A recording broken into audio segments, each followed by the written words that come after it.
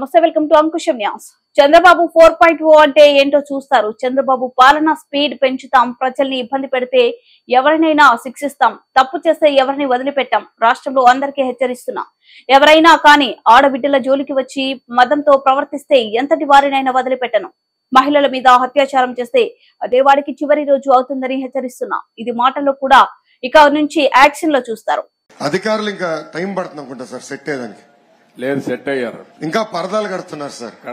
పరదాలు ఎక్కడ వాళ్ళు బతిమలాడి అన్ని తీపిస్తారు కాదు. పరదాలు కడితే ఇంకొకసారి ఎక్కడన్నా చూస్తే కట్టిన వాళ్ళని సస్పెండ్ చేయడం తప్ప వేరే మార్గం ఉండదు. కాబట్టి ఇంక నేను ఇండదలుచుకోలేదు.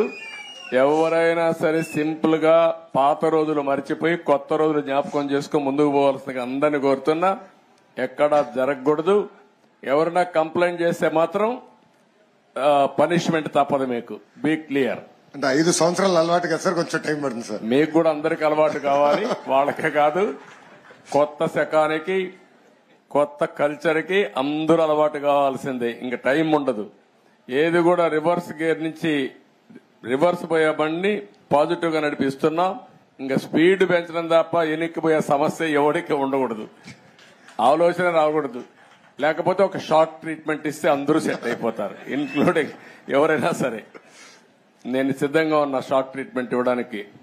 పాపం ఇంకా కొంచెం ఇది ఉంది కాబట్టి స్లోగా పోతున్నా. ఇప్పుడు స్పీడ్ పెంచాలి ఇంకా, అంతే. నేను అందుకే చెప్పా 95 ముఖ్యమంత్రిని చూస్తారని.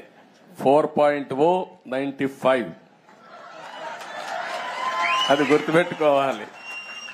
95 లో ఒకసారి మీరు చరిత్ర గుర్తుపెట్టుకోవాలి. అప్పుడు నువ్వు కూడా కుర్రాడివి, నీకు కూడా ఐడియా లేదు.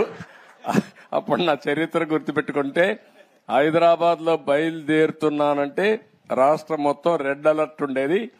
అంత భయంకరంగా చేయను కానీ తప్పు చేస్తే మాత్రం ఎవరిని వదిలిపెట్టను. ఉంటే మా మైండ్ అంతా మార్చుకోవాలి. అందుకే 95 అన్నా నేను. 95 CBN 1.0 నాట్ 4. అది రిపిటేషన్ వస్తుంది. ఇప్పుడు ఇక్కడ మంత్రులకు ఉంటుంది, ఎమ్మెల్యేలకు ఉంటుంది.